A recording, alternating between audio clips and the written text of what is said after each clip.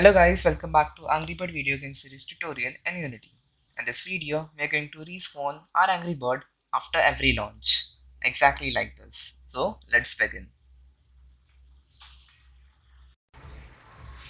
First of all, let's open the code, go to assets and click on open C# project.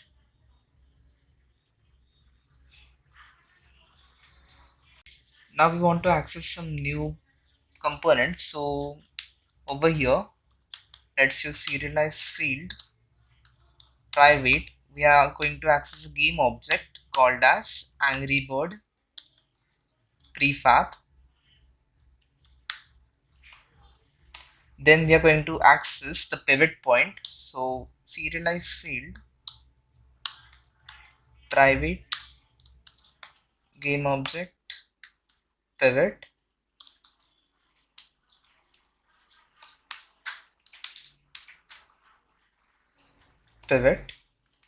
And we no longer need to access the rigid body 2D and spring joint from the editor. So we'll remove the serialize field.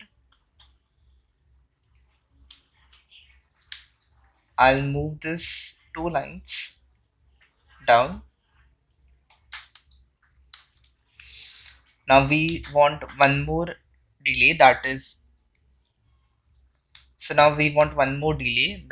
respawn delay. So serialize field private float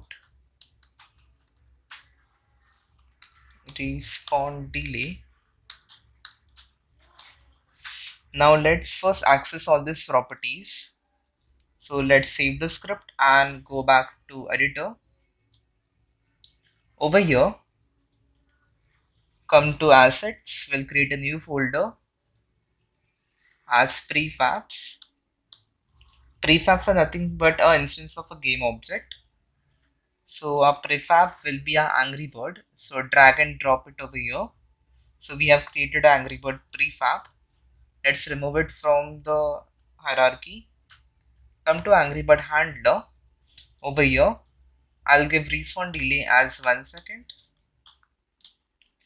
Then we'll drag and drop Angry Bird prefab over here.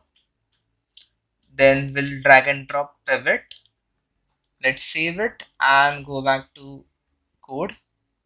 I will create a method as private respawn Angry Bird.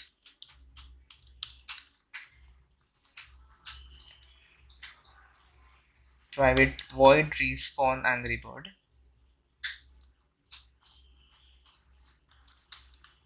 Now we have to respawn like initial spawn when the game starts. So I'll call this function right over there in the start method. So respawn Angry Bird. And we have to call this when we detach our Angry Bird. So I'll use invoke over here name of. I'll give this parameter as then a delay, that is respawn delay. Let's save it. So now let's work on our respawn Angry Bird. Over here we'll create a game object, that is Angry Bird instance, and we'll assign it to. So over here we're going to respawn our Angry Bird. We will use a function, that is instantiate, which will dynamically during runtime it will create or instantiate the object. So over here we have to give the first parameter what we have to instantiate. So that is our Angry Bird prefab.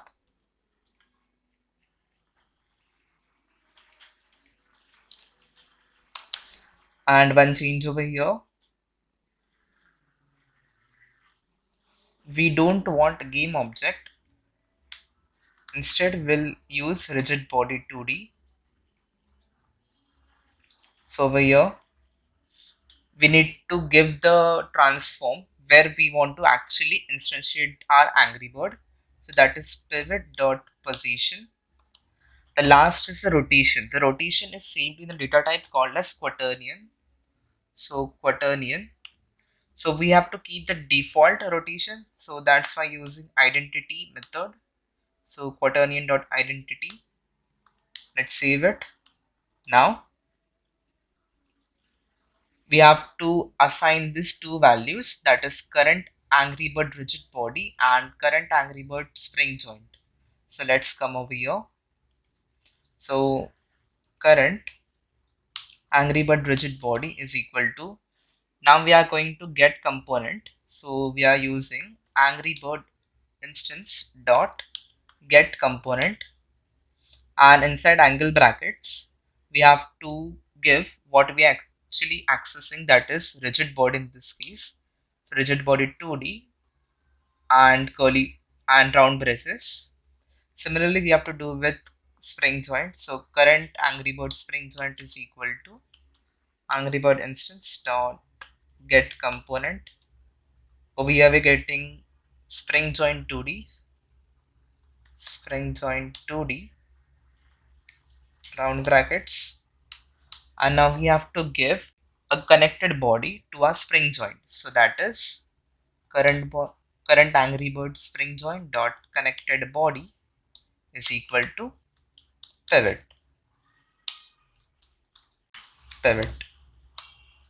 Let's save it.